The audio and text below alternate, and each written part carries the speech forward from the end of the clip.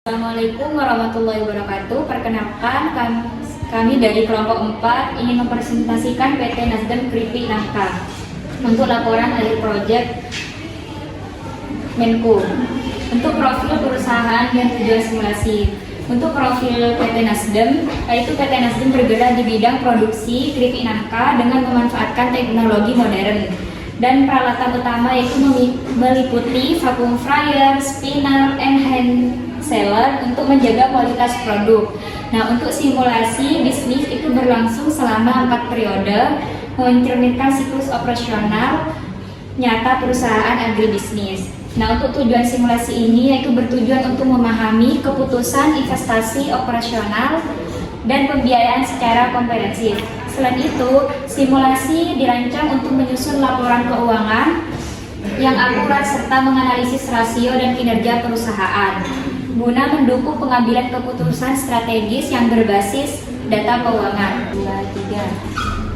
Baik, selanjutnya yaitu putusan investasi, di mana modal awal ini yaitu sebesar 150 juta. Untuk rincian sendiri satu produk yang pertama yaitu vacuum fryer yaitu sebesar 25 juta, dan untuk spinnernya yaitu sebesar 16 juta, dan hand seller itu sebesar 800.000, dan sedangkan untuk peralatan sendiri yaitu sebesar 789.167.000.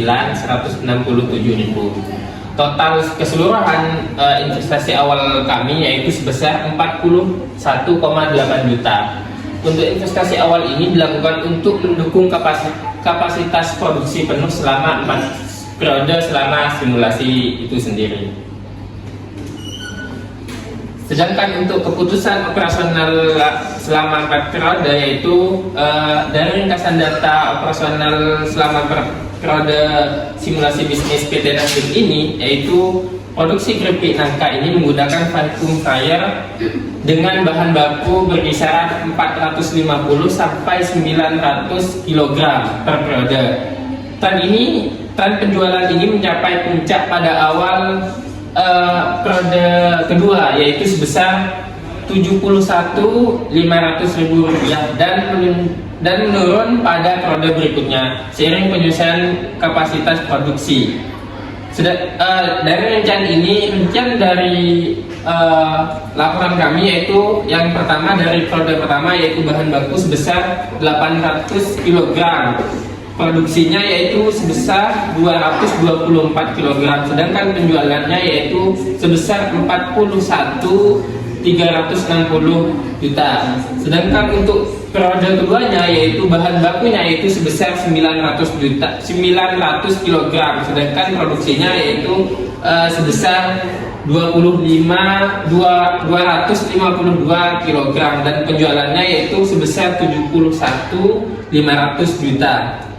Sedangkan untuk periode kedua dan periode ketiga dan keempat yaitu produksi itu menurun berkisaran 151 kg dan 126 kg. Penjualannya yaitu sebesar 30, untuk periode ketiga yaitu 38.790.000 rupiah, dan untuk periode keduanya yaitu 28.900.000 rupiah. Untuk selanjutnya yaitu keputusan pembiayaan, di mana modal awal kita yaitu sebesar 150 juta dengan struktur modal 100% itu sudah ekuitas tanpa pinjaman selama 4 periode. Nah, untuk resiko keuangan dari PT Nasdem ini sangat rendah, sehingga seluruh operasional dan investasi didanai penuh dari modal sendiri tanpa ketergantungan pada utang eksternal. Nah, untuk perbandingan modalnya, di mana modal sendiri itu sudah 100%, dengan utang itu 0%. Untuk debt to asset rasionya sebesar 0%, dan debt to equity rasionya yaitu 0%. Sehingga dapat disimpulkan bahwasanya struktur keuangan PT Nasdem ini sangat sehat. Tidak adanya utang, meminimalkan risiko finansial dan memberikan fleksibilitas penuh dalam pengambilan keputusan operasional ke depan. Kinerja keuangannya sendiri dapat kita lihat dari grafiknya, bahwasanya PT Nasdem ini selama 4 periode simulasi menunjukkan kinerja terbaik pada periode kedua. dengan laba bersih sebesar Rp27.610.000. Untuk periode 1 mencatat laba sebesar Rp4.440.000 dan periode ketiga sebesar Rp15.380.000 serta periode keempat sebesar Rp4.650.000 dengan sorotan utama yang dimana periode kedua itu merupakan puncak kinerja perusahaan didukung oleh volume penjualan tertinggi. Kemudian ada analisis rasio keuangan di mana solvabilitasnya debt to asset rasio sebesar 0%, debt to equity rasionya 0% dan juga struktur modal 100% ekuitas, yaitu resiko keuangannya sangat rendah. Untuk profitabilitasnya, NPM tertinggi terdapat pada periode ketiga sebesar 39,66%. Untuk ROA tertingginya itu pada periode kedua dengan nilai 15,17%. Kemudian untuk ROE tertingginya terdapat pada periode kedua dengan nilai 17,88%. Jadi kinerja keuangan PT Nasdem ini menunjukkan profitabilitas yang sehat dengan struktur modal yang kuat dan bebas utang selama 4 periode simulasi. Dengan NPM tertinggi periode ketiga 39,66%.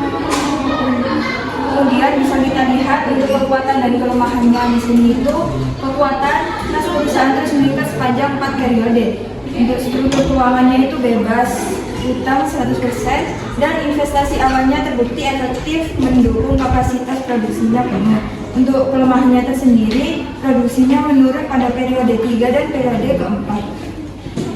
Kas besar belum dimanfaatkan untuk ekspansi usaha serta profitabilitasnya mengalami penurunan di akhir simulasi. Oke, di sini saya akan menjelaskan tentang kesimpulan dan rekomendasi. Nah, kesimpulannya itu adalah investasi awal berhasil mendukung operasional perusahaan secara penuh selama 4 periode.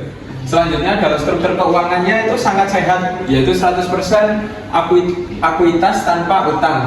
Nah, selanjutnya adalah pada periode kedua menjadi periode paling optimal dengan laba bersih yaitu 27,6 sekian dan kapasitas pemanfaatan kas dan tingkat volume produksi untuk memaksimalkan kapasitas. Yang selanjutnya adalah manfaat kas untuk eksploitasi dan pembangunan usaha. Yang selanjutnya adalah perluasan pasar dan perkuatan strategi pemasaran. Nah, itu adalah optimalisasi aset agar ROA dan ROE terus meningkat. Baik, terima kasih. Kami dari kelompok 4 mengucapkan mohon maaf jika ada salah kata. Assalamualaikum warahmatullahi wabarakatuh.